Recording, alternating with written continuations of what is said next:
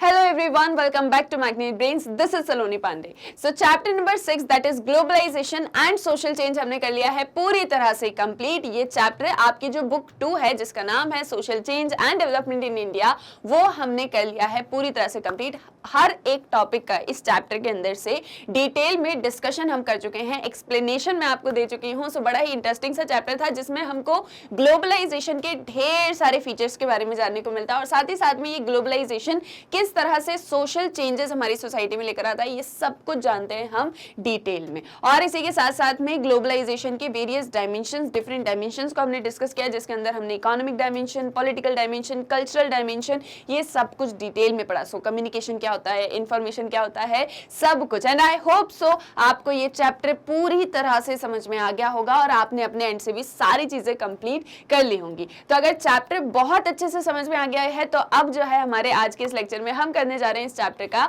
NCERT solutions, यानी कि आपके इस चैप्टर के एंड में जो क्वेश्चंस आपसे पूछे गए हैं उन क्वेश्चंस को हम करेंगे आंसर. और जब हम क्वेश्चन आंसर करते हैं ना तब हमको चैप्टर एक और अलग पर्सपेक्टिव से समझ में आता है. मतलब अभी तक तो जो सारा कुछ चैप्टर में दिया था उसको रीड करते हैं, समझते हैं और फिर चैप्टर की अंडरस्टैंडिंग एक हमको हो जाती है. बट जब हम NCERT सॉल्यूशंस को करते हैं या जब हम क्वेश्चन आंसर को करते हैं तो चैप्टर के और वेरियस एस्पेक्ट जो होते हैं वो भी हमको क्लियर हो जाते हैं. फिर हमारे नेक्स्ट लेक्चर में हम क्या करेंगे, चैप्टर का रिवीजन. सो अभी स्टार्ट करते हैं हमारे NCERT सॉल्यूशंस को.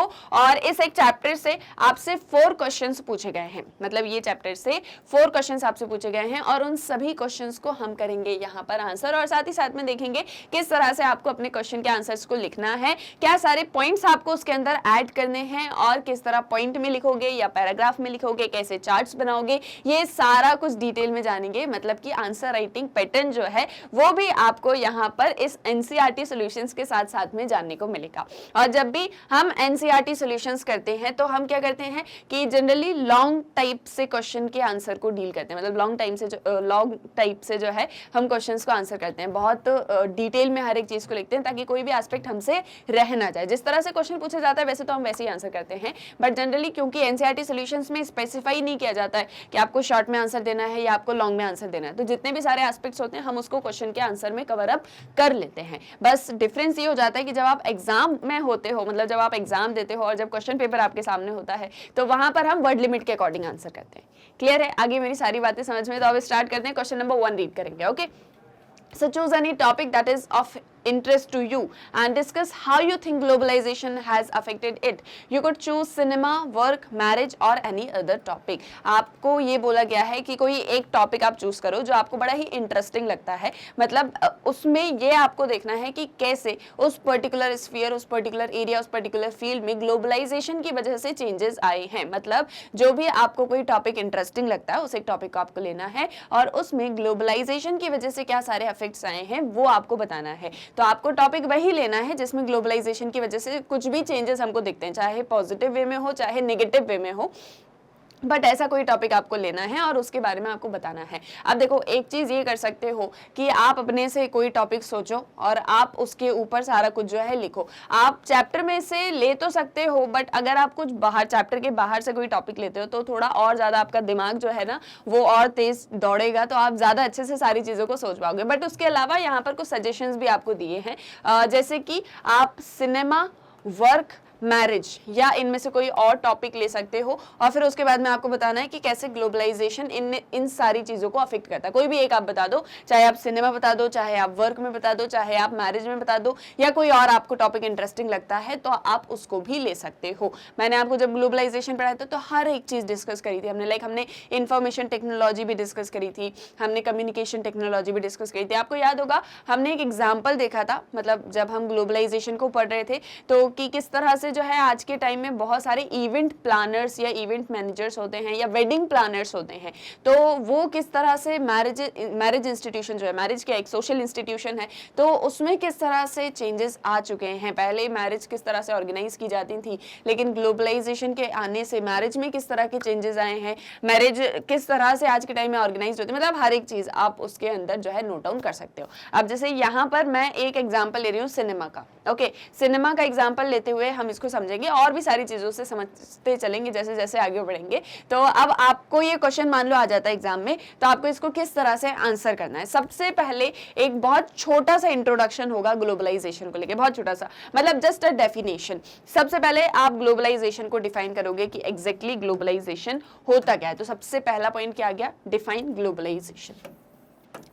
डिफाइन ग्लोबलाइजेशन, ये आपको सबसे पहले करना है इस पर्टिकुलर क्वेश्चन के आंसर में। और जनरली देखो ये जो आपका चैप्टर है ग्लोबलाइजेशन एंड सोशल चेंज से ही रिलेटेड है। और जैसे मैंने आपसे कहा कि हम यहाँ पर लॉन्ग आंसर टाइप क्वेश्चंस को आंसर कर रहे हैं, मतलब लॉन्ग फॉर्म में क्वेश्चन आंसर्स को देख रहे हैं, तो आपको क्या करना है कि एक छोटा सा इंट्रोडक्शन तो देना ही है अपने जो भी आंसर है उसका, और उसको कंक्लूड भी करना है।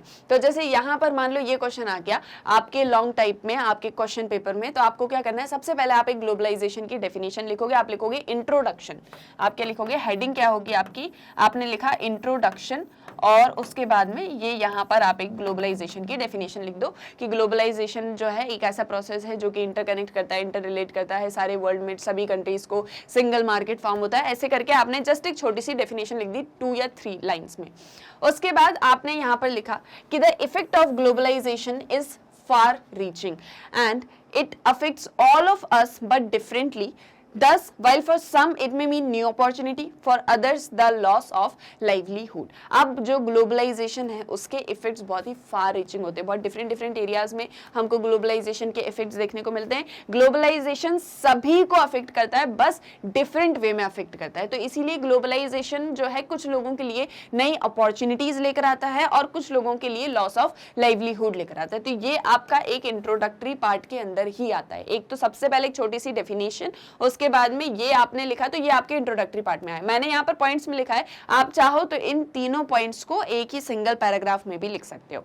अब इसके बाद में क्योंकि जो हमारा मेन टॉपिक जो है वो किसी चीज पर है कि आपको कोई एक स्फीयर लेना और उसमें ग्लोबलाइजेशन का इफेक्ट बताना है, तो आपकी नेक्स्ट हेडिंग होगी इंट्रोडक्शन के बाद में the effects of globalisation in the field of cinema are as follows. अब क्योंकि यहाँ पर मैं आपको सिनेमा के ऊपर इफेक्ट्स बता रही हूँ इसलिए मैंने सिनेमा लिखा है। अगर आप मैरिज के ऊपर लिख रहे हो, आप वर्क के ऊपर लिख रहे हो, किसी और स्फीयर के ऊपर लिख रहे हो, तो वो आपका वर्ड जो है यहाँ पर आ जाएगा। ओके तो यहाँ पर देखो अब जो इफेक्ट्स होंगे ग्लोबलाइजेशन के सिनेमा की फील्ड में वो क्या क्या है, तो ये यहाँ पर मैंने टॉपिक मतलब पॉइंट वाइज एक एक करके एक्सप्लेन किया है। ठीक है, अब जैसे ही आपने इंट्रोडक्शन जो है डेफिनेशन वगैरह लिखने स्टार्ट करी तो एक छोटा सा पैराग्राफ आपने लिखा। नेक्स्ट आपकी हेडिंग होगी effects of globalisation in the field of cinema are as follows, और उसके बाद में जो आप इफेक्ट्स बताने वाले हो वो आप पॉइंट्स में लिखना। ठीक है, जब भी हम मतलब ऐसे किसी चीज़ को हाईलाइट करें, जैसे हम कोई फीचर्स बता रहे हैं, हम इफेक्ट्स बता रहे हैं, हम उसके एडवांटेजेस या डिसएडवांटेजेस बता रहे हैं, तो ऐसी जब भी चीज़ें लिखते हैं ना तो उसको ज़रूर हमको पॉइंट्स में लिखना चाहिए एक एक करके। ओके तो देखो अब यहाँ पर सबसे पहले आ गया कि advancement in information technology, photography, musical instrument, cameras etcetera had positive effects on cinema due to globalisation. अब जिस तरह से एडवांसमेंट हो रहा है ग्लोबलाइजेशन की वजह से, तो जैसे इंफॉर्मेशन टेक्नोलॉजी है, कम्युनिकेशन है, फोटोग्राफी है, म्यूजिकल इंस्ट्रूमेंट है, कैमरा है, इन सभी में भी बहुत सारे एडवांस फीचर्स आ चुके हैं। मतलब आज के टाइम में अगर एक छोटा सा एग्जांपल लूँ मैं कैमरा का, तो पहले के टाइम में जो होता था, पहले कैमरा वगैरह इतने ज़्यादा तो होते नहीं थे, मतलब जिस तरह के आज हम देखते हैं। पहले आपने देखा ब्लैक एंड वाइट फोटोज़ वगैरह जो भी अगर आती भी थी तो वो ब्लैक एंड वाइट हुआ करती थी। धीरे धीरे करके मोबाइल फ़ोन्स आना स्टार्ट हुए, मतलब कैमरे में भी जो है इवोल्यूशन हो रहा था, उसमें भी बहुत सारे एडवांसमेंट्स हो रहे थे, बट धीरे धीरे मोबाइल फ़ोन्स आना स्टार्ट हुए। मोबाइल फ़ोन्स के कैमराज में कितने सारे फीचर्स आने लगे, मतलब पहले सिर्फ एक कैमरा आता था, आज के टाइम में शायद 3-4 कैमरेज आते हैं एक ही फोन के अंदर, मतलब उसमें अलग अलग फीचर्स होते हैं, इतना मुझे नहीं पता है। अब फिर जैसे कैमरा की अगर हम बात करें तो आज धीरे धीरे करते करते आपका वो DSLR आता है, फिर उसके बाद में और उसके अंदर बहुत सारे फीचर्स आ गए हैं। उस कैमरे से आप जो है कितनी सारी फोटोग्राफी, मतलब बहुत अलग अलग तरह से बहुत उसके अलग अलग फीचर्स होते हैं। तो ये जितना ज़्यादा एडवांसमेंट हुआ है, सिर्फ एक एग्जाम्पल हमने कैमरा का लिया है, तो वो किसकी वजह से हुआ, ग्लोबलाइजेशन की वजह से, क्योंकि कहीं ना कहीं उसमें कुछ ना कुछ टेक्नोलॉजिकल एडवांसमेंट चल रहा था, उसमें कोई न्यू फीचर्स ऐड हो रहे थे और इसके एडवांटेजेस आज पूरा वर्ल्ड ले पा रहा है। क्यों? क्योंकि ग्लोबलाइजेशन है, पूरा वर्ल्ड जो है वो सिंगल मार्केट बन चुका है। तो इस तरह से जो भी एडवांसमेंट होना स्टार्ट हुआ उसके इन सारे एडवांसमेंट ने ग्लोबलाइजेशन, मतलब इन सारे एडवांसमेंट की वजह से बहुत सारा पॉजिटिव इफेक्ट्स हमको सिनेमा पर देखने को मिलते हैं। And it has open wider and larger markets for film producers and even for people to enjoy more films of their own choices and likings. और इसकी वजह से, क्योंकि अब ग्लोबलाइजेशन ग्लोबलाइजेशन चल रहा है, एडवांसमेंट तो है ही टेक्नोलॉजी में। आज आप म्यूजिक में ही देखो तो म्यूजिक में कितना ज्यादा एडवांसमेंट है। लाइक इंडिया की अगर हम बात करें तो इंडिया में लाइक वो भक्ति गीत और जो क्लासिकल म्यूजिक वगैरह होता था ये सारी चीजें चलती थी, बट वेस्टर्न म्यूजिक के साथ में जब हम इंटरेक्ट करते हैं तो like pop music, indie pop music और ना जाने कितनी सारी चीजों का मिक्सअप जो है उसके अंदर हो चुका है। मतलब इतने तो हमको नाम भी नहीं पता होते, लाइक मुझे तो सच में नहीं पता है, बट हाँ ये एक चीज हमको पता है कि सिनेमा में बहुत ज्यादा एडवांसमेंट हो पाया है जस्ट बिकॉज ऑफ ग्लोबलाइजेशन। जैसे आज के टाइम में हम फिल्म्स की बात करें, आज हम बहुत सारी मूवीज देखते हैं एंड बहुत सारे जो फिल्म प्रोड्यूसर्स वगैरह होते हैं उनके लिए बहुत सारी अपॉर्चुनिटीज ओपन हो चुकी है इस ग्लोबलाइजेशन की वजह से। मतलब आज वो डिफरेंट कंट्रीज में जो भी ये पूरा, जैसे इंडिया की हम बात करें, इंडिया में बॉलीवुड है, टॉलीवुड है, और बॉलीवुड जो है वो किसके साथ में, हॉलीवुड के साथ में भी मिक्सअप होके उनके साथ में भी जो है मतलब उनके प्रोड्यूसर डायरेक्टर्स के साथ में मिलके, या हॉलीवुड के लोग बॉलीवुड के प्रोड्यूसर डायरेक्टर्स के साथ में मिलके जो भी सारी न्यू अपॉर्चुनिटीज है, न्यू मूवीज को क्रिएट करना और भी बहुत सारे चेंजेस लेकर आना। आज आप इंडिया में रहते हुए मतलब जैसे फॉर एग्जांपल आप कोरियन मूवीज भी देख सकते हो, आप जो है मतलब जो भी आपके हॉलीवुड में मूवीज बन रही है आप उसको भी देख सकते हो, और साथ ही साथ में चाइनीज मूवी होगी, या मतलब ये सारी चीजें क्यों पॉसिबल हो पाई, जस्ट बिकॉज ऑफ ग्लोबलाइजेशन। क्योंकि टेक्नोलॉजी का जो इतना ज्यादा एडवांसमेंट हुआ है, टेक्नोलॉजी जो ट्रांसफर हो रही है, इंफॉर्मेशन टेक्नोलॉजी जो डेवलप हो रही है, इन सारी चीजों की वजह से, ग्लोबलाइजेशन के इन सारी चीजों की वजह से सिनेमा की फील्ड में हमको ये सारे इफेक्ट्स जो है देखने को मिल रहे हैं, और ये सारे इफेक्ट्स पॉजिटिव वे में हम ले रहे हैं। मतलब आज आपको जिस तरह की आपकी अपनी पसंद होती है, लाइक फॉर एग्जांपल आपको कोरियन मूवीज देखना बहुत ज्यादा पसंद है, आपको जैसे कार्टून्स वगैरह आते हैं बच्चों के, और इसके बाद में बहुत सारी ऐसी चीजें आती हैं, अभी हम आगे उन सारी चीजों को डिस्कस करेंगे, तो आप अपनी लाइकिंग के अकॉर्डिंग उन चीजों को देख सकते हो। आज आपकी टीवी पे सब्सक्रिप्शन चलते हैं, आपके मोबाइल फोन्स पे भी सब्सक्रिप्शन चलते हैं, कि जैसे फॉर एग्जाम्पल आपको कोई कोरियन चैनल है, आपको उसका सब्सक्रिप्शन लेना है तो आप जो है मतलब उसका सब्सक्रिप्शन ले सकते हो। जस्ट एक मिस कॉल आपको करना है, या जो भी नंबर आपको दिया गया है उस पर आपको फोन करके कोई बटन क्लिक करना है, जो भी वो बोलेंगे तो वो चैनल आपके लिए जो है स्टार्ट हो जाएगा, और आप आराम से उस कोरियन चैनल पर कोरियन जो भी एपिसोड्स वगैरह आते हैं, जो भी मूवीज हैं, उसको एंजॉय कर सकते हो। So just because of globalisation, और इस तरह से ग्लोबलाइजेशन की वजह से सिनेमा पर इफेक्ट्स हमको देखने को मिल रहे हैं। The dramatic changes in the media including cinema are perhaps the most visible effects of globalisation. Some of the Indian film producers, directors, actors and so on are being welcomed in other countries and regions or film industries of the world. Similarly, several foreign filmmakers, directors, heroes and heroines are being called and welcomed by different countries and film industries. बहुत बार हम देखते हैं, मतलब अगर आप लोग देखते होंगे ये चीज़ न्यूज़पेपर्स में या मोबाइल फोन्स में या टीवीज़ में, तो बहुत बार ऐसा होता है कि इंडिया के कोई जो हमारे स्टार्स थे, जो भी हमारे हीरो हीरोइंस वगैरह हुआ करते थे, एक्टर एक्ट्रेसेस हुआ करते थे, वो किसी जो है मतलब दूसरी कंट्री में, किसी दूसरी कंट्री में, बाहर की कंट्री में जो है किसी तरह का कोई फंक्शन ऑर्गेनाइज किया गया है जो कि सिनेमा इंडस्ट्री से रिलेटेड है, तो उसमें उनको इन्वाइट किया जाता है। ऑस्कर वगैरह जो अवार्ड फंक्शंस हुआ करते हैं उसमें भी डिफरेंट जो मतलब ये सिनेमा इंडस्ट्रीज होती हैं डिफरेंट कंट्रीज की, वहाँ से बहुत सारे एक्टर एक्ट्रेसेस, प्रोड्यूसर्स, डायरेक्टर्स, वो सभी आते हैं, सभी आपस में एक दूसरे के साथ में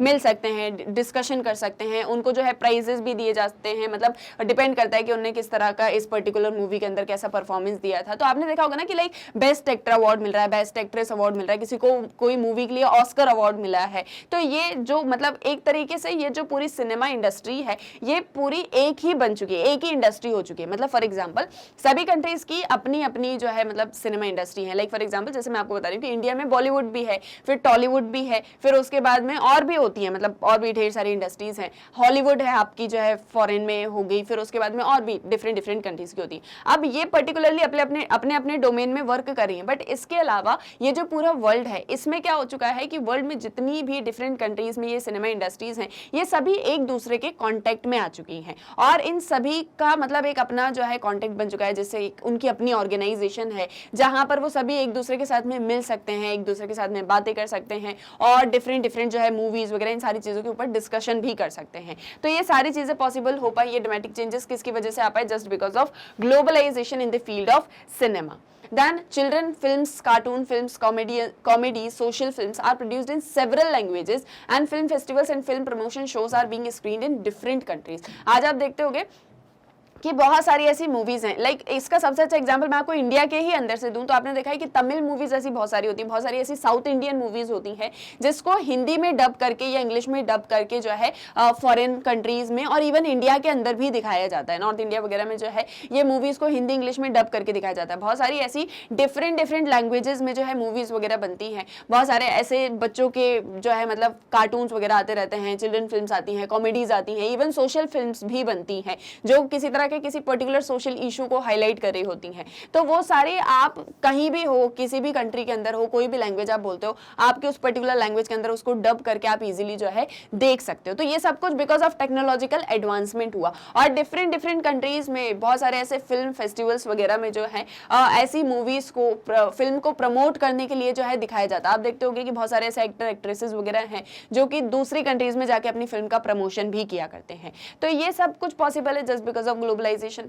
Music, dance form, styles of presentation, natural and other scenes and film sets are mutually exchanged and are impressing minds of the concerned people of the film industry on universal level. Music हो, चाहे किसी तरह का कोई dance form हो, चाहे किसी तरह का कोई स्टाइल ऑफ प्रेजेंटेशन हो, कुछ भी हो, इवन फिल्म सेट्स भी क्यों ना हो, उनको म्यूचुअली एक्सचेंज किया जाता है। जैसे फॉर एग्जांपल कोई पर्टिकुलर सेट मूवी के लिए बनाया गया, आप देखोगे कि इंडिया के अंदर जो है वो एक क्या बोलते हैं उसको, मतलब कोई ऐसे फिल्म इंडस्ट्री वगैरह कुछ वो भी है कि जहाँ पर बहुत प्यारे प्यारे सेट्स जो हैं बनाए गए हैं और वहाँ पर बहुत सारी मूवीज़ की शूटिंग्स भी होती है। तो मतलब कोई एक मूवी की शूटिंग वहाँ पर चल रही थी, उसके बाद में कोई दूसरी मूवी की शूटिंग वहाँ पर हो सकती है। तो वो जो सेट्स हैं उसको भी आप एक्सचेंज कर सकते हो, उसमें आप अपने अकॉर्डिंग जो है चेंजेस लेके आ सकते हो। और इसकी वजह से मतलब एक तरीके से आप बहुत सारा जो एंटरटेनमेंट है वो लोगों के सामने लेकर आ रहे हो और वो इससे बहुत ज़्यादा मतलब इम्प्रेस्ड भी हैं end of the film industry on universal level. और यूनिवर्सल लेवल पे ये जो पूरी फिल्म इंडस्ट्री है ये एक दूसरे से कनेक्ट हो चुकी है, जिसकी वजह से हमको इंप्रेसिव चेंजेस देखने को मिलते हैं सिनेमा की फील्ड में।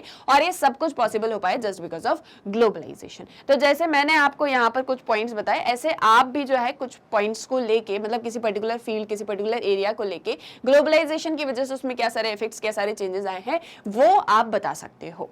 क्लियर है, ये भी आ गया यहाँ तक समझ में। सो आई होप आपको क्वेश्चन नंबर 1 का आंसर क्लियर हुआ होगा कि सबसे पहले तो क्वेश्चन क्या है और उसमें आपको किस तरह का आंसर जो है लिखना है, उसमें आप क्या सारे पॉइंट्स जो है वो ऐड ऑन कर सकते हो। अब जैसे इसमें एक एग्जांपल दिया था कि आप वर्क का भी एग्जांपल ले सकते हो, ठीक है, जो भी वर्क है उसमें किस तरह के चेंजेस आए हैं। तो सबसे पहले वर्क में जो भी या वर्क लाइफ में जो भी सारे चेंजेस आए हैं वो एक तो हम इंडस्ट्रियलाइजेशन के साथ में रिलेट करते हैं कि जब से इंडस्ट्रियलाइजेशन स्टार्ट हुआ, इंडस्ट्रीज, फैक्ट्रीज, ये सारी चीजें सेटअप होना स्टार्ट होती है। और इंडिया में इंडस्ट्रियलाइजेशन हमने चैप्टर नंबर 1 जो स्ट्रक्चरल चेंज है उसके अंदर पढ़ा कि कॉलोनियल टाइम से ही स्टार्ट हो जाता है। तो जनरली अर्बनाइजेशन भी होता है, इंडस्ट्रियलाइजेशन की वजह से ज्यादा लोग अर्बन एरियाज में, सिटीज, टाउन्स में आके रहना स्टार्ट कर देते हैं और इन इंडस्ट्रीज में, फैक्ट्रीज में काम करना भी स्टार्ट कर देते हैं, जिसकी वजह से उनकी जो वर्क लाइफ स्टाइल है वो बहुत ज्यादा चेंज हो जाती है। ये सारी चीजें हमने पढ़ी हुई है। अब ग्लोबलाइजेशन से अगर हम रिलेट करें तो जैसे हमने देखा कि जब ग्लोबलाइजेशन स्टार्ट होता है तो क्या होता है कि डिफरेंट इंडस्ट्रीज हैं, मल्टीनेशनल कॉर्पोरेशंस हैं, ट्रांसनेशनल कॉर्पोरेशंस हैं, सभी एक दूसरे के साथ में लिंकअप हो जाती हैं, एक दूसरे के साथ में रिलेट करती हैं, अपनी इंटर रिलेशनशिप्स, इंटरकनेक्टेडनेस, ये सारी चीजें बढ़ जाती हैं।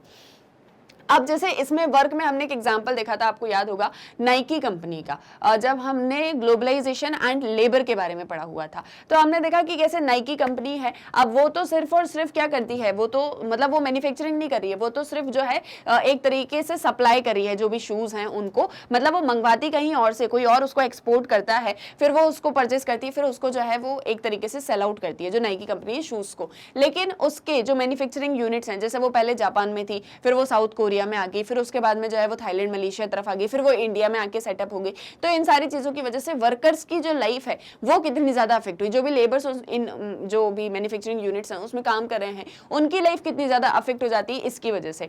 वर्क प्लेस सेटिंग में अगर हम बात करें तो बहुत ज्यादा एडवांसमेंट हो चुका है, बहुत ज्यादा टेक्नोलॉजीज आ चुकी हैं, टाइम स्लेवरी हो चुकी है। इसी के साथ में जैसे आपने चैप्टर 5 के अंदर पढ़ा था जब हमने इंडस्ट्रियल सोसाइटीज वगैरह के बारे में पढ़ा, तो किस तरह से जो IT सेक्टर है पूरा, वहां पर कैसे वर्क ऑर्गेनाइज किया जाता है, तो वो सारे पॉइंट्स आप इसके वर्क के अंदर लिख सकते हो। मैरिज है तो मैरिज इंस्टीट्यूशन में बता सकते हो कि ग्लोबलाइजेशन की वजह से जब वेस्टर्न आइडियाज भी इंडिया के अंदर आने लग जाते हैं या पूरे वर्ल्ड में ही है, तो मतलब किस तरह से मैरिज इंस्टीट्यूशन में चेंजेस होते हैं, लाइक अरेंज मैरिज से लव मैरिज, कोर्ट मैरिज, इन सारे इंस्टीट्यूशंस पर हम जाते हैं। और इवन आजकल मैरिज जो है कॉन्ट्रैक्ट बेसिस पर भी होने लगी। तो बहुत सारी चीजें हैं कि ग्लोबलाइजेशन की वजह से पूरे मतलब जो, क्योंकि मैरिज क्या है वो आपके कल्चर के पार्ट के अंदर आ जाता है, तो वो जो मैरिज इंस्टीट्यूशन है तो ग्लोबलाइजेशन की वजह से जो सारे कल्चरल चेंजेस हुए हैं वो आपके मैरिज इंस्टीट्यूशन के अंदर आ जाएंगे। तो कोई भी इंस्टीट्यूशन आप लो, जस्ट उससे रिलेटेड जो भी सारे पॉइंट्स हैं वो आपको अच्छे से फ्रेम करके रखना है। अब जैसे ये क्वेश्चन है, अभी मैं हूं तो मैंने आपको ये क्वेश्चन का आंसर बता दिया, आपको किस तरह से इस क्वेश्चन को जो है आंसर करना है, आप कैसे सारे पॉइंट्स इसके अंदर लिख सकते हो।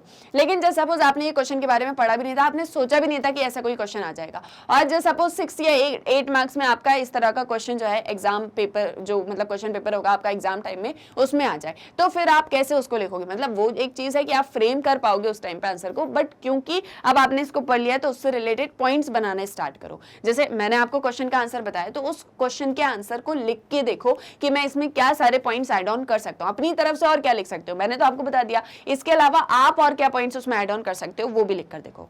क्लियर है, ये भी आगे यहाँ पर समझ में। अब क्वेश्चन नंबर 2 पर आ जाते हैं। तो that is what are the distinctive features of globalised economy, discuss.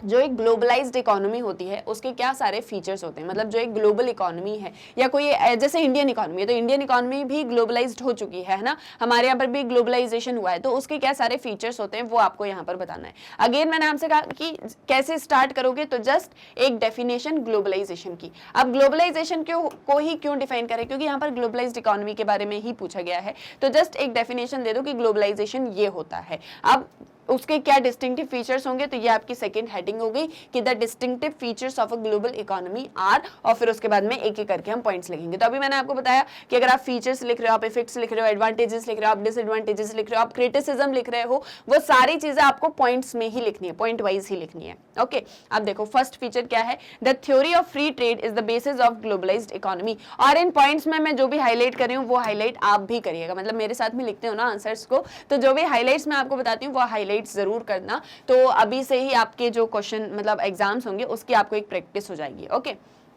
सो ये इसकी एक हेडिंग हो गई, मतलब हेडिंग इन द सेंस कि लिखोगे आप ऐसे ही, बट एक जस्ट उसको हाईलाइट कर दो कि यहाँ पर सबसे पहले हम बात करने वाले हैं फ्री ट्रेड के बारे में। तो जो फ्री ट्रेड की थ्योरी है वो इस ग्लोबलाइज्ड इकोनॉमी का बेस है, क्योंकि the theory suggests that free trade increases competition and capabilities, whereas it is hardly visible in controlled economies. If we have more working abilities, it helps to increase equality of services. अब यहाँ पर ये एक चीज कही जा रही है कि ये जो फ्री ट्रेड का कंसेप्ट है, ये जो फ्री ट्रेड की थ्योरी है, ये कहीं ना कहीं कंपटीशन को, कैपेबिलिटी को बढ़ाने में ही हमारी हेल्प करती है। कि जैसे अगर फॉर एग्जाम्पल ये मार्केट है, इस मार्केट में ये 4 पीपल जो हैं ये ट्रेडिंग करते हैं, ठीक है, मतलब ये 4 जो हैं ये सेलर्स हैं और यहाँ पर बहुत सारे बायर्स आते हैं, लेकिन ये सभी ना बहुत सारे रूल्स रेगुलेशंस के थ्रू कन्फाइंड हैं कि आपको ऐसे ही बस इसी प्रोडक्ट के अंदर आपको ट्रेड करना है, इतना ही आप सेल आउट कर सकते हो, इतना ही आप ऐसा कर सकते हो, तो ये उतना कन्फाइंड वे में उतने अच्छे रिजल्ट्स नहीं दे पाएंगे। अब जस्ट इनको हमने फ्री छोड़ दिया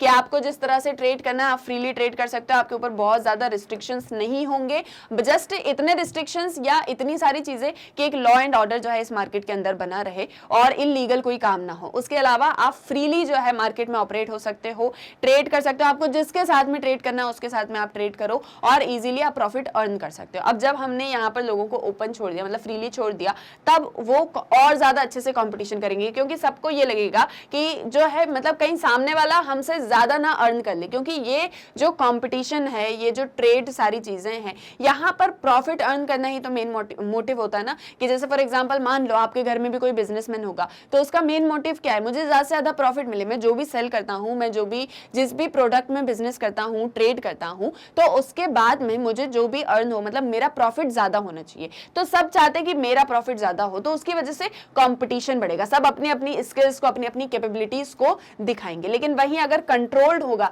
तो उतना ज्यादा कैपेबिलिटीज को हम नहीं देख पाएंगे। तो यहाँ पर ये कहा जा रहा है कि अगर हमारे पास में वर्किंग एबिलिटीज हैं तो हम उससे ज्यादा सर्विसेज प्रोवाइड कर सकते हैं और हम ज्यादा से ज्यादा लोगों को सर्व भी कर सकते हैं। तो इसीलिए जो है ये जो थ्योरी ऑफ फ्री ट्रेड है ये ग्लोबलाइज्ड इकोनॉमी का बेसिस होती है, जहां पर हम कंपटीशन और कैपेबिलिटी के ऊपर ज्यादा फोकस करते हैं। क्लियर है, आइए समझ में। नेक्स्ट टॉपिक, नेक्स्ट पॉइंट पर हम आते हैं। सो in a globalized economy there is more foreign investment in economy of any country। अब देखो एक ग्लोबलाइज्ड इकोनॉमी में फॉरेन इन्वेस्टमेंट जो होती है वो बहुत ज्यादा होती है देन एनी अदर कंट्री जो कि ग्लोबलाइज्ड नहीं है।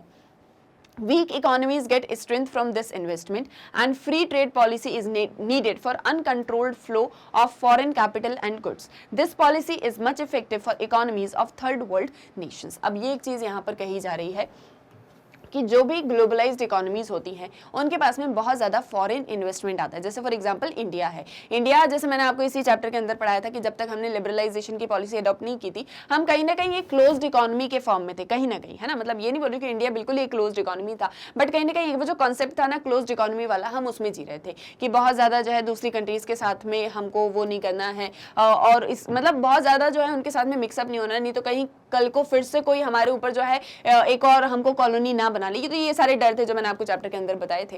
तो अगर इंडिया मान लो ओपन इकोनॉमी नहीं होती, बिल्कुल क्लोज होती कि अपने अपने अंदर में जो है ट्रेड करना है और उसी अकॉर्डिंग अपनी इकोनॉमी को रन करना है, तो शायद हमारे पास में उतनी ज्यादा अपॉर्चुनिटीज नहीं आ पाती। लेकिन जब से इंडिया ने अपनी इकोनॉमी को ओपन किया, जब से लिबरलाइजेशन, प्राइवेटाइजेशन, ग्लोबलाइजेशन की पॉलिसी को अडॉप्ट किया, तो आज बहुत सारी यूएसए में मतलब ऐसी फर्म्स हैं, मल्टीनेशनल कॉर्पोरेशंस हैं जो इंडिया के अंदर भी इन्वेस्ट कर सकती हैं। रशिया की होगी, कनाडा की होगी, थाईलैंड होगी, सिंगापुर होगी, साउथ कोरिया होगी, या पूरे वर्ल्ड में जितनी भी कंट्रीज हैं, अगर वो चाहती हैं तो वो इंडिया के अंदर इन्वेस्ट कर सकती हैं। इंडियंस चाहें तो अपना इन्वेस्टमेंट किसी बाहर दूसरी कंट्री में कर सकते हैं जो ग्लोबलाइज्ड है, ओके, वहां पर अपना इन्वेस्टमेंट कर सकते हैं। इसके थ्रू क्या होगा, जैसे फॉर एग्जांपल इंडिया के अंदर कोई यूएस की कंपनी है, उसने इन्वेस्टमेंट किया और अपनी एक और जो है ट्रांसनेशनल कॉर्पोरेशन को इंडिया के अंदर सेटअप कर दिया। अब उसके करने से क्या होगा कि उस इंडस्ट्री के अंदर इंडियन पीपल को जॉब मिलेगी। इसके बाद में उनको जॉब मिलेगी तो कहीं ना कहीं हमारे लिए ये एक इकोनॉमिक ग्रोथ का इंडिकेटर होता है। तो इस तरह से हमारी इकोनॉमी जो है वो ग्रो भी करेगी, हमारे यहाँ पर जो है फॉरेन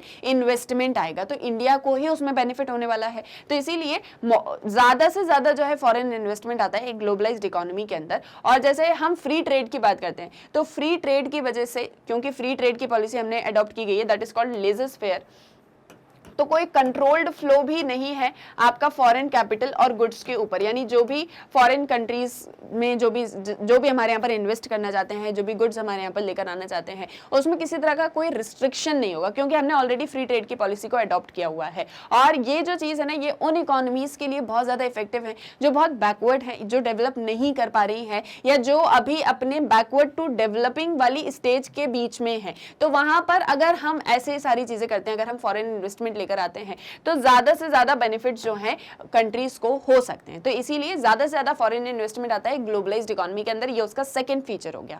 थर्ड है, the process of globalisation is considered helpful to solve many problems which put down the economy of a nation such as poverty, unemployment etcetera. अब यहाँ पर क्या एक चीज कही जा रही है कि इस ग्लोबलाइजेशन की प्रोसेस के थ्रू हम बहुत सारी सोशल प्रॉब्लम्स को भी जो है टैकल कर सकते हैं, सोशल इकोनॉमिक प्रॉब्लम्स को, जिसकी वजह से हमारी इकोनॉमी नीचे आ रही है, जैसे कि पॉवर्टी होगी, अनएम्प्लॉयमेंट हो गया, एक्सेट्रा।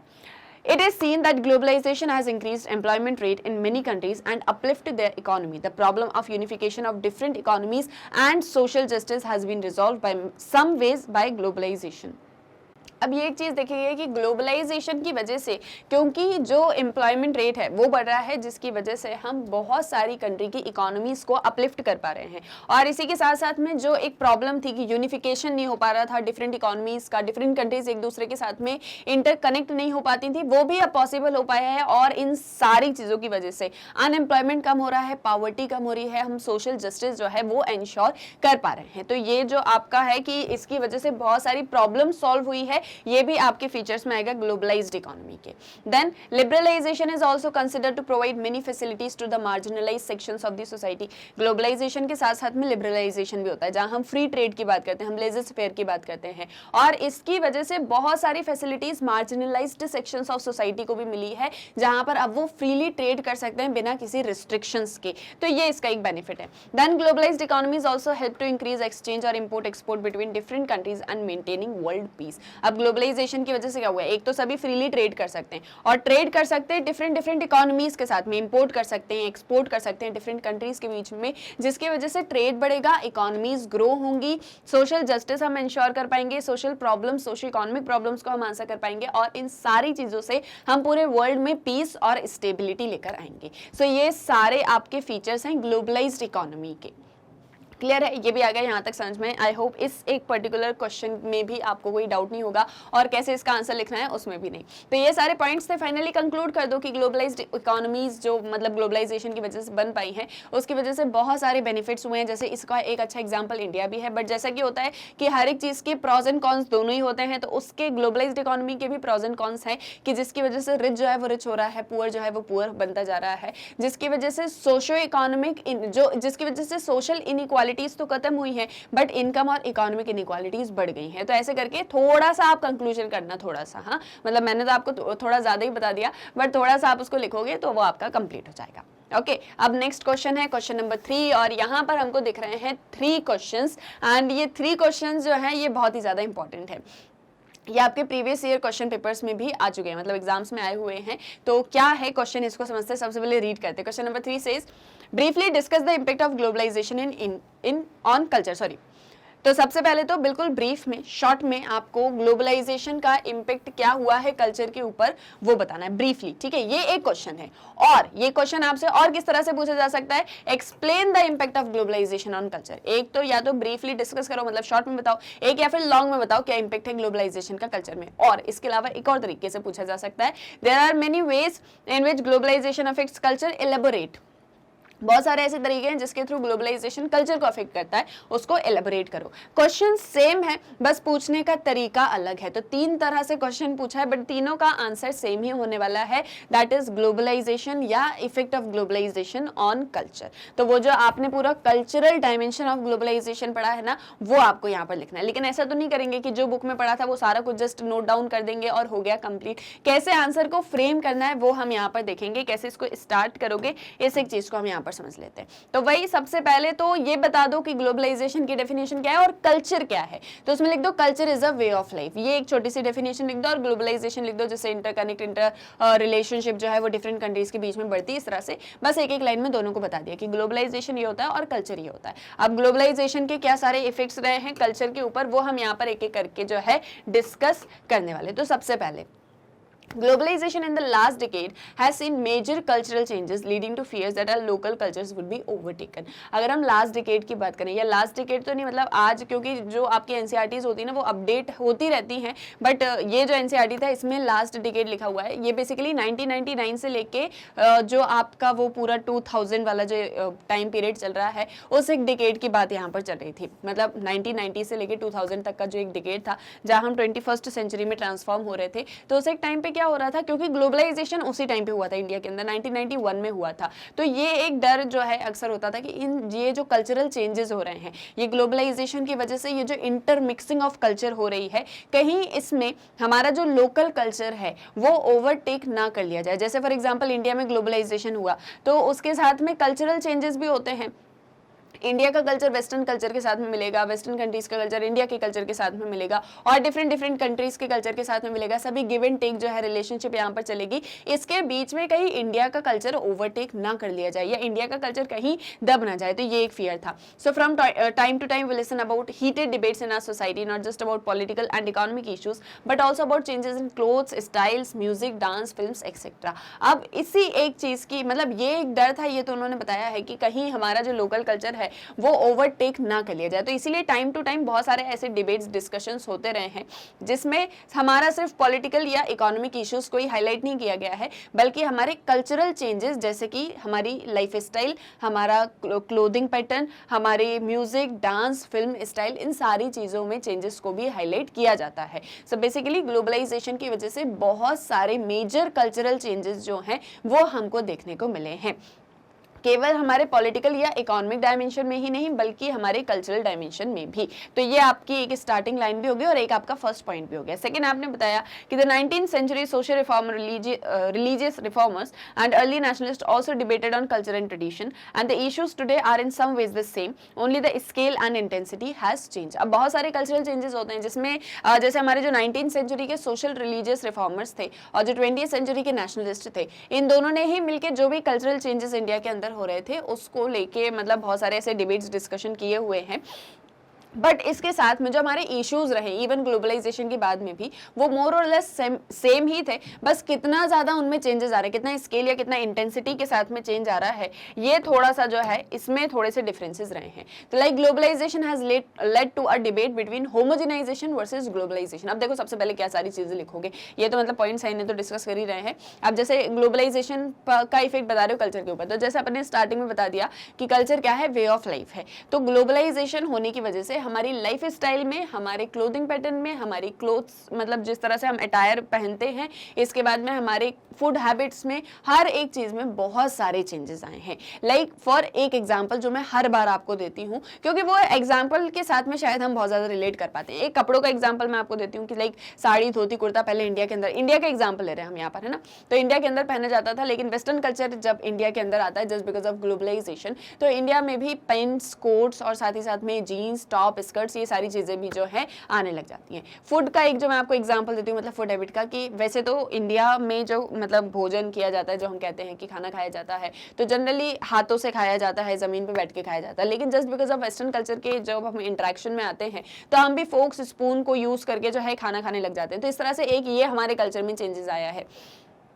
इसके बाद में पॉजिटिव वे में भी अगर हम देखें, मतलब ये पॉजिटिव नेगेटिव दोनों ही तरह से चल रहा है कि हमारे कल्चर को देखने के लिए जो है वेस्टर्न कंट्रीज के लोग इंडिया के अंदर आते हैं, तो जिसकी वजह से मतलब एक तो हमारा कल्चरल जो एक पूरा डायमेंशन है वो उसका और ज़्यादा एक्सपेंशन हुआ है, बहुत और ज़्यादा स्प्रेड हुआ है, हमारी संस्कृति जो है मतलब वो डिफरेंट कंट्रीज तक पहुँच पाई है। तो ये भी एक इफेक्ट ही है ग्लोबलाइजेशन का कल्चर के ऊपर, कि हमारी जो कल्चर, हमारा जो अपना कल्चर है, हमारी जो भारतीय संस्कृति है, वो डिफरेंट कंट्रीज तक पहुँच पाई, जहाँ लोगों ने उसके बारे में जाना, उसकी यूज मतलब वो कितनी ज्यादा इंपॉर्टेंट है, उसके क्या सारे मीनिंग है, हर एक चीज को लोगों ने जाना। तो ये सारे चेंजेस हमको देखने को मिलते हैं। फिर उसके बाद में बहुत सारे ऐसे चेंजेस मतलब ग्लोबलाइजेशन की वजह से कल्चर पर भी हुए, जो मोर और लेस सेम ही थे, जो पहले से चले आ रहे थे, बट उनकी इंटेंसिटी या स्केल जो है वो चेंज हो गई। इसके बाद में ग्लोबलाइजेशन की वजह से एक डिबेट होता है कल्चर से रिलेटेड कि होमोजेनाइजेशन वर्सेस ग्लोकलाइजेशन। ये ग्लोबलाइजेशन यहाँ पर लिखा हुआ है, बट ये ग्लोकलाइजेशन होगा आपका, क्या होगा, ग्लोकलाइजेशन। तो होमोजेनाइजेशन बेसिकली क्या है, एक ऐसा अजम्पशन कि सभी के कल्चर जो है वो एक सेम हो जाएंगे, क्योंकि जैसे फॉर एग्जांपल जस्ट सपोज ये ABCD 4 डिफरेंट कंट्रीज हैं, अब ग्लोबलाइजेशन हो गया, ये सभी एक दूसरे के साथ में मिक्सअप हो रही है, सभी के कल्चर जो है वो एक दूसरे के साथ में मिक्स हो रहे हैं, ऐसे सभी के बीच में मिक्सिंग चल रही है, तो सब एक दूसरे के कल्चर से कुछ चीजें गिव एंड टेक जो है मतलब रिलेशनशिप चलता रहेगा। और ऐसा मतलब एक टाइम ऐसा आएगा कि ये सभी जब कल्चर एक दूसरे के साथ में इंटरमिक्स हो जाएंगे, जब सभी एक दूसरे के साथ में सारी चीजों को शेयर करेंगे, तो एक दिन एक वर्ल्ड का सुप्रीम कल्चर बन जाएगा जिसे सभी फॉलो करेंगे। That is called homogenization of culture, की उस कल्चर की सारी चीजें सभी कंट्रीज में सेम हो जाएंगी। और दूसरा है आपका ग्लोकलाइजेशन। ग्लोकलाइजेशन का मतलब ये है कि जहां पर हम डिफरेंट कंट्रीज के कल्चर्स को तो जानते ही हैं, ग्लोबल कल्चर को तो हम समझते ही हैं, साथ ही साथ में उसके साथ में हमारा लोकल कल्चर भी मिक्सअप ही रहता है, बट हमारा लोकल कल्चर को ध्यान में रखते हैं हम हमेशा, और ग्लोबल कल्चर के साथ में भी मिलते हैं। तो ये जो ग्लोकलाइजेशन है उसको एक मार्केटिंग एजेंडा की तरह भी देखा जाता है, क्योंकि जनरली ग्लोकलाइजेशन में क्या होता है, जैसे मैंने आपको एक एग्जांपल दिया था कि मैकडोनल्ड जो है वो नवरात्रि के टाइम पे सिर्फ और सिर्फ वेजिटेरियन प्रोडक्ट्स को ही सेल आउट करता है, क्योंकि उसको पता है कि नवरात्रि में इंडिया के अंदर जो है वो नॉनवेज कंज्यूम नहीं किया जाता है, and even 70 to 80% people non veg नहीं खाएंगे नवरात्रि में। तो उसने क्या किया, उसने इस इंडिया के कल्चर को ध्यान में रखते हुए अपनी जो एक पॉलिसी थी उसमें थोड़ा सा चेंज कर दिया, बस नवरात्रि के टाइम के लिए, कि उसने नॉनवेज जो भी प्रोडक्ट्स थे उनको सर्व नहीं किया, सिर्फ और सिर्फ वो वेजिटेरियन हो गया। तो यहाँ पर लोकल कल्चर को ध्यान में रखते हुए वो जो पूरा ग्लोबल मतलब वो जो एक कंपनी थी, वो जो एक MNC थी, उसने अपनी प्रोडक्ट को, अपनी मार्केटिंग एबिलिटी को, अपनी कैपेसिटीज को यूज करते हुए जो है इस तरह से अपना जो भी ट्रेडिंग वगैरह, सेलिंग, परचेसिंग है उसको करना स्टार्ट किया। तो ग्लोबलाइजेशन जो है वो मार्केटिंग एजेंडा से ही रिलेटेड होता है। तो ये भी एक कल्चर का डायमेंशन है ग्लोबलाइजेशन से रिलेटेड। नेक्स्ट है जेंडर डिस्क्रिमिनेशन की अगर हम बात करें तो ग्लोबलाइजेशन एक ऐसी एजेंसी बन चुकी है जहां पर वुमेन से रिलेटेड जितनी भी सारी प्रैक्टिसेस हुआ करती थी जो कि मतलब अनजस्टिफाइड थी, उन सारी चीजों में हम चेंजेस लेकर आए हैं। वुमेन के राइट्स को हमने डिफेंड किया हुआ है, तो ये भी कल्चर का ही पार्ट होगा। Then it is because of globalization that not just cities but also industries like fashion, games are booming up. इसके साथ में सिर्फ और सिर्फ ग्लोबलाइजेशन से मतलब ऐसा ना है नहीं है कि इकोनॉमी या सिटीज वगैरह का ही डेवलपमेंट हो रहा है, इवन हमारा कल्चर, हमारी जो आपकी पूरी फैशन इंडस्ट्री है, आपके जो गेम्स वगैरह हैं, ये जो सारी इंडस्ट्रीज होती हैं ये भी बहुत ज़्यादा बूम अप कर रही हैं। जैसे हमने इसमें एक एग्जाम्पल देखा था कि कोई मिस इंडिया बन गई, कोई मिस यूनिवर्स बन गई, कोई मिस वर्ल्ड बन गई, तो उनके जो मतलब उनका किस तरह का एक अटायर होता था, कैसी फैशन लाइफ स्टाइल वो लोग फॉलो करते थे, किस तरह के कॉस्मेटिक्स वो यूज करते थे, तो इसका मार्केट एक तरह से जो है वो बूम हो जाता है। तो फैशन इंडस्ट्री में भी बूम आ रहा है उसकी वजह से। तो ये भी सारे चेंजेस जो हैं आपके ग्लोबलाइजेशन एंड कल्चर के रिलेशन से ही हो पा रहे हैं। Then globalization has lead to the development of dynamic corporate culture which ensures employ loyalty and solidarity. अब ग्लोबलाइजेशन की वजह से जो है एक कॉर्पोरेट कल्चर भी जो है डेवलप हो रहा है, जहां पर हम बात करते हैं कि जो कॉर्पोरेट फर्म्स वगैरह होती हैं वो कैसे कल्चर्स को यूज करके किस तरह से एक जो है एनवायरनमेंट या एक जो ऑर्गेनाइजेशन का पूरा एनवायरनमेंट है उसको हेल्दी बनाए रखती हैं, जिसकी वजह से एम्प्लॉय लॉयल्टी और सॉलिडारिटी और ज्यादा बढ़ जाती है। ये भी हमने चैप्टर के अंदर पढ़ा हुआ था। Then with globalization, many indigenous crafts, literary traditions and knowledge systems are under threat. Because of this, there arises a need to promote the base of indigenous knowledge system. अब globalization की वजह से देखो होता क्या है जनरली कि जैसे फॉर एग्जांपल इंडिया की अपने जो भी सारे कल्चरल एस्पेक्ट्स हैं, जो भी सारे कल्चर के अंदर उसका पार्ट है, और फिर उसके बाद में वेस्टर्न कल्चर भी जो है इंडिया के साथ में मिक्सअप होता है। सिर्फ वेस्टर्न का ही एग्जाम्पल ना लूँ, मैं तो पूरे वर्ल्ड कल्चर की आपको बात कर रही हूँ कि पूरे ग्लोब में जितनी भी कंट्रीज हैं सभी का कल्चर इंडिया के साथ में जो है मिक्सअप हो सकता है, इंटरकनेक्ट हो सकता है, क्योंकि ग्लोबलाइजेशन है।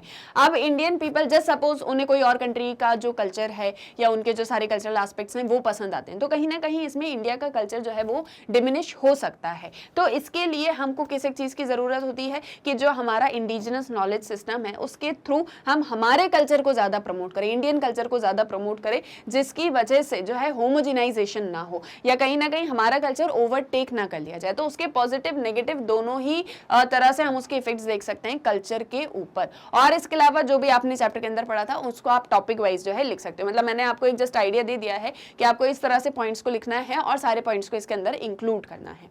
क्लियर है? और जैसे मैंने आपसे कहा कि ये इंपॉर्टेंट क्वेश्चन है, तो आप इसमें जो भी आपने कल्चर से रिलेटेड जो भी सारे पॉइंट्स पढ़े, इसके अलावा आप एक बार और रीड करो चैप्टर को, उसमें से आपको कोई पॉइंट दिख रहा है जो शायद मैंने इंक्लूड ना किया तो उसको भी आप इंक्लूड करो उसके अंदर। मतलब वैसे तो मैंने सारी चीजों को इंक्लूड कर लिया है, बट स्टिल आपको लगता है कि ये पॉइंट अच्छा है, इसके अलावा आपको कोई और एग्जाम्पल याद आ रहा है जो आप इसमें इंक्लूड कर सकते हो, तो वो मेरे साथ भी शेयर करो कमेंट सेक्शन में, और साथ ही साथ में इस आंसर के अंदर आप अपना नोट डाउन भी करो।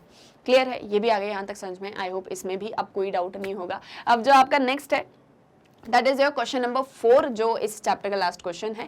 What is globalisation? Is it simply a market strategy adopted by multinational companies और is genuine cultural synthesis taking place? ये भी मतलब मुझे इंपॉर्टेंट क्वेश्चन ही लगता है, तो मतलब इसको भी आप अच्छे से प्रिपेयर करो कि ग्लोबलाइजेशन क्या होता है। हो सकता है ये क्वेश्चन आपसे शॉर्ट में भी पूछ लिया जाए कि ये ग्लोबलाइजेशन का मतलब क्या होता है। तो सबसे पहले आपसे ये पूछा है इस पर्टिकुलर क्वेश्चन के अंदर। सेकंड आपसे ये पूछा है कि ये जो ग्लोबलाइजेशन है क्या ये एक सिंपली मार्केट स्ट्रेटेजी है जो मल्टीनेशनल कंपनीज अडॉप्ट करती हैं, या ये एक जेन्युइन कल्चरल सिंथेसिस है? क्या है ये एक चीज, इसको आपको डिस्कस करना है। तो सबसे पहले क्या बताओगे? सबसे पहले बताओगे ग्लोबलाइजेशन क्या होता है, फिर आप बताओ ये मार्केट स्ट्रेटेजी है या इसकी वजह से किसी तरह का कोई कल्चरल सिंथेसिस हो रहा है, क्या हो रहा है एग्जैक्टली वो आपको यहाँ पर बताना है। क्लियर है? क्वेश्चन आ गया समझ में? अब आंसर पर आ जाते हैं। सबसे पहले ग्लोबलाइजेशन बताते हैं। तो देखो ग्लोबलाइजेशन जो है, जिसको सबसे अच्छे तरीके से मैंने आपको एक्सप्लेन किया था, मेरे को जल्दी बताओ कमेंट सेक्शन में मैंने कैसे बताया था आपको कि जो है ग्लोबलाइजेशन को कैसे समझ सकते हो। एक फॉर्मूला के थ्रू जो है हमने इसको समझा था। देखो ग्लोबलाइजेशन, जल्दी से बताओ कमेंट सेक्शन में। मतलब मैं तो बता ही रही हूँ अभी आपको, बट उससे पहले आप लोग मुझे बताओ कमेंट सेक्शन में कि ग्लोबलाइजेशन का क्या एक फॉर्मूला याद करवाया था, कैसे ग्लोबलाइजेशन जो वर्ड है वो बना हुआ है। मतलब अभी ग्लोबलाइजेशन अभी आपको थर्ड आंसर में मैंने एक्सप्लेन किया, बट उसके अलावा मेरे को फॉर्मूला बताओ। ठीक है? तो क्या करा था हमने? Globalization equals to global plus local.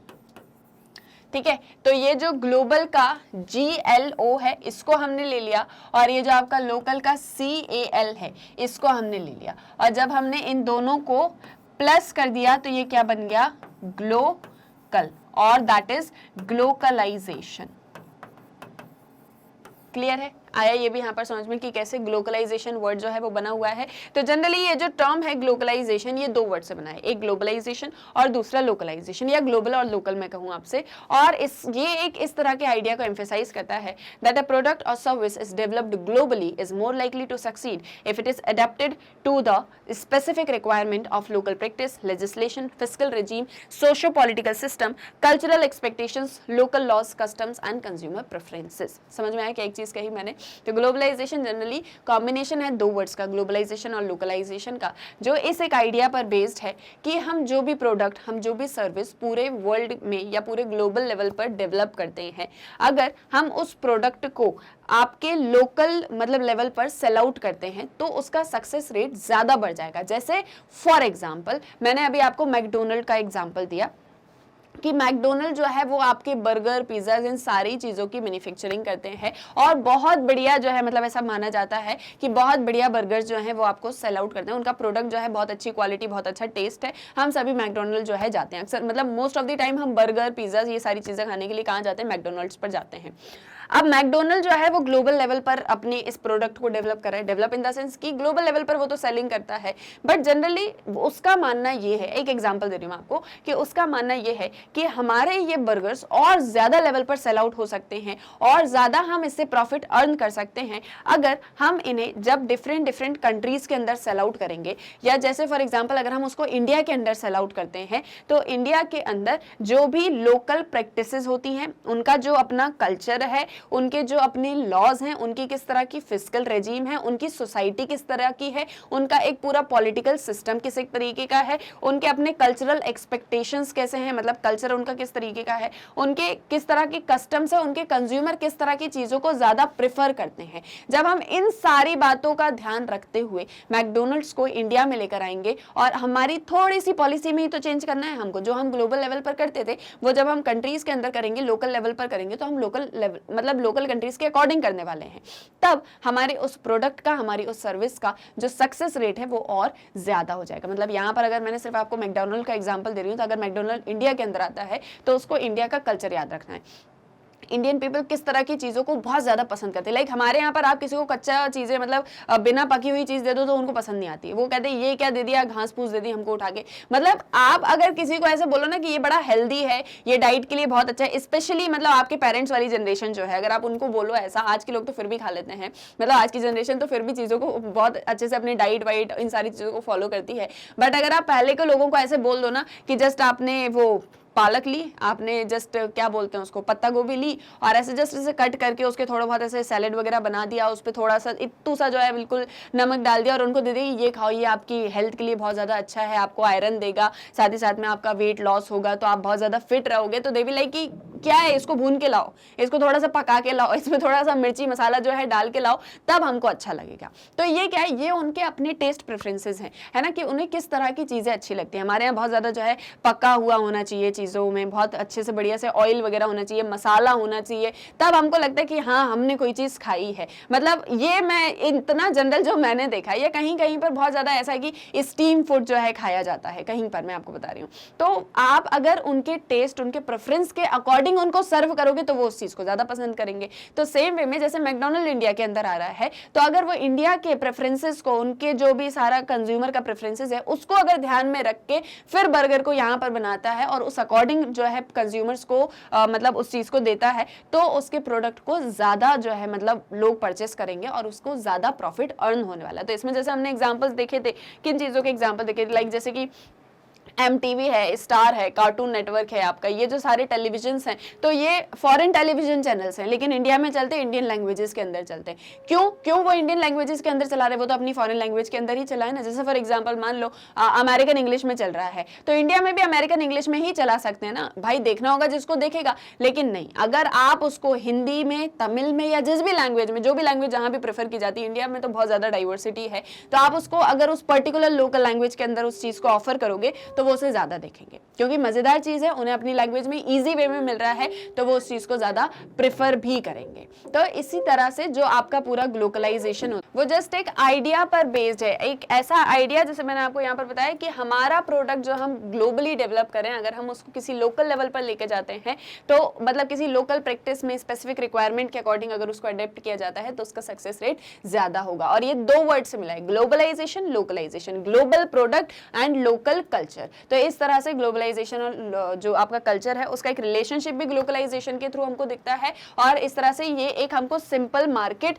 Strategy भी दिख रही है। दूसरा आपसे पूछा है कि क्या ये जेन्युइन कल्चरल सिंथेसिस भी है, तो वो भी आप आगे आने वाले पॉइंट्स के थ्रू समझते हुए जाओगे। जैसे yes, globalization is a strategy generally adopted by foreign firms while dealing with local traditions in order to enhance marketability। तो जो फर्स्ट था कि क्या ग्लोबलाइजेशन सिर्फ मार्केट ओरिएंटेड चीजों के लिए होता है, तो हाँ, ये जो है मतलब एक मार्केट स्ट्रैटेजी है, ये एक ऐसी स्ट्रैटेजी है जो जनरली फॉरेन फर्म्स अडॉप्ट करते हैं। जैसे इंडिया भी, अगर इंडिया कोई अपना प्रोडक्ट जो है फॉरेन कंट्री में लेके जाएगा तो फॉरेनर्स के अकॉर्डिंग उसको जो है मतलब पूरा शेप करेगा, सारी चीजें उसमें लेकर आएगा, क्योंकि उसको वहां उन लोगों को सेल आउट करना है, इंडियंस को तो सेल आउट नहीं करना, मतलब वहां इंडियंस होंगे तो उनके अकॉर्डिंग चेंजेस हो सकते हैं।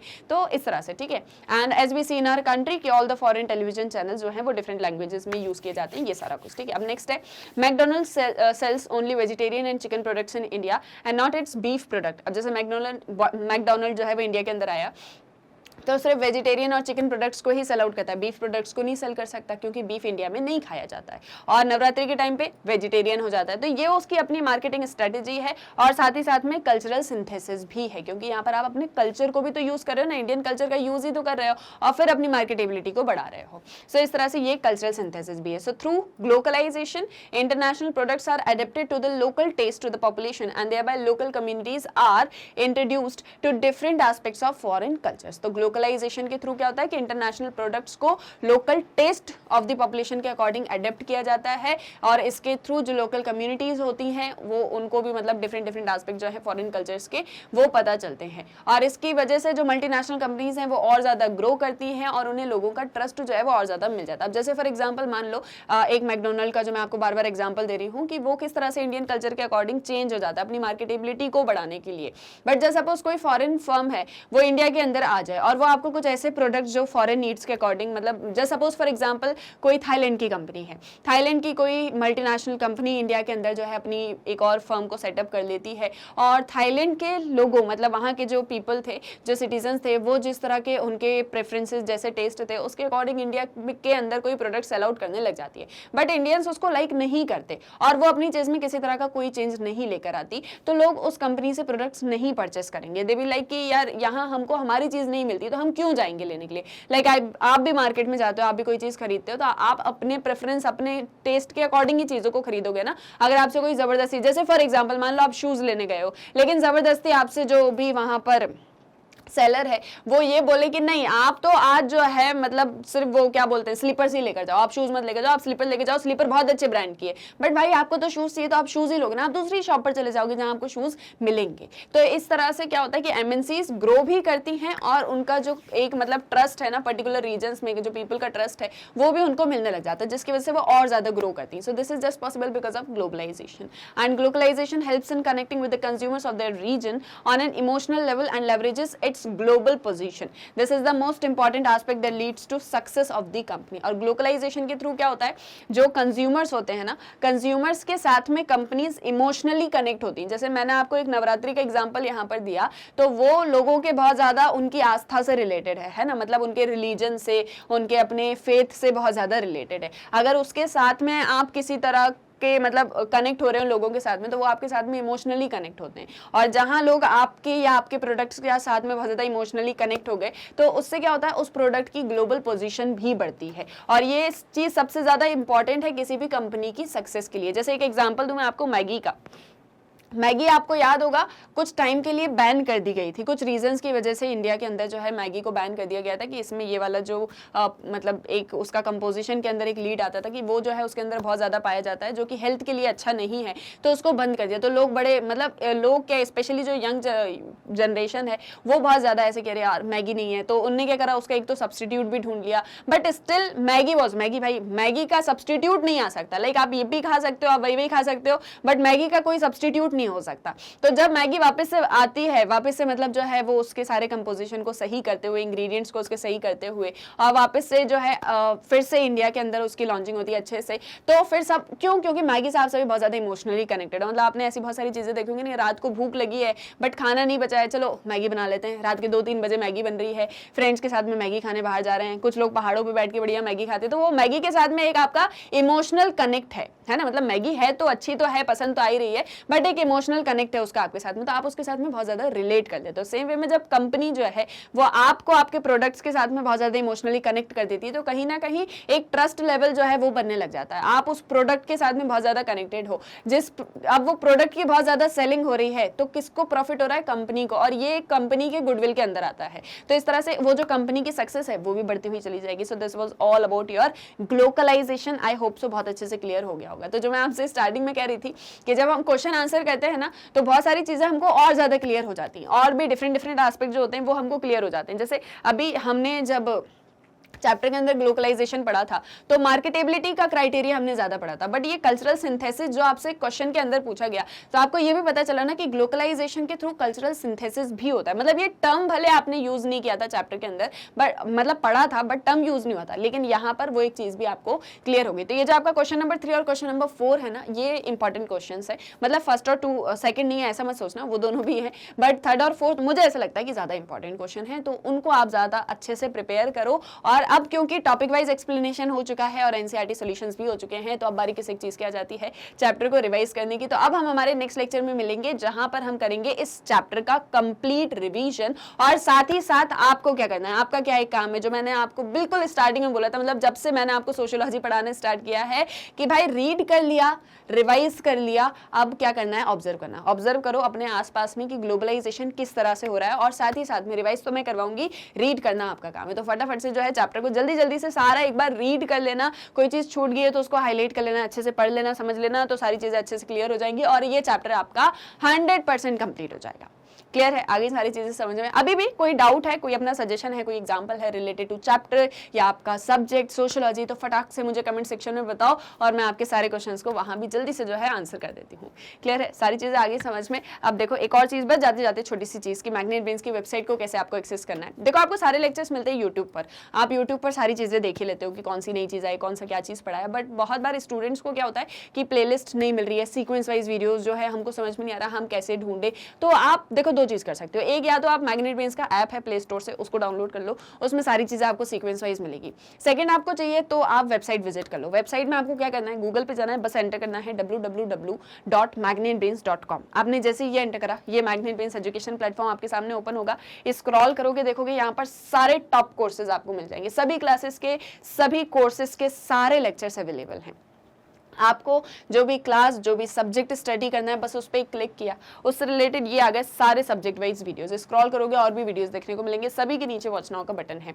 आपको जो भी सब्जेक्ट स्टडी करना है, वॉच नाउ पे क्लिक किया, ये आगे चैप्टर वाइज वीडियोस, चैप्टर पे क्लिक किया, ये आगे टॉपिक वाइज वीडियोस। जो भी चैप्टर, जो भी क्लास, जो भी सब्जेक्ट पढ़ना है, बस वॉच नाउ पे क्लिक किया और ये वीडियो ओपन। अब यहाँ से नेक्स्ट वीडियो देखना है, नेक्स्ट वीडियो पे क्लिक करो, ये नहीं देखना है, कुछ और देखना है, यहाँ से कैंसिल कर दो। सो बहुत ही इजीली आप मैग्नेट ब्रेन्स की वेबसाइट को एक्सेस कर सकते हो। यहाँ आपको मिलती है 100% फ्री ऑनलाइन एजुकेशन, और वो भी बिना किसी पेड सब्सक्रिप्शन के, यानी कि आपको कोई पेड सब्सक्रिप्शन नहीं लेना है, आपको कोई पेमेंट नहीं करना है, आपको कोई कूपन नहीं खरीदना है, सब कुछ बिल्कुल free of cost with quality content and best of the teacher. So I hope सारी चीजें क्लियर हो गई होंगी। तो आप फटाक से वीडियो को लाइक कर दो, शेयर कर दो और चैनल को सब्सक्राइब करना मत भूलना। हम मिलेंगे हमारे नेक्स्ट वीडियो लेक्चर में। Thank you very much.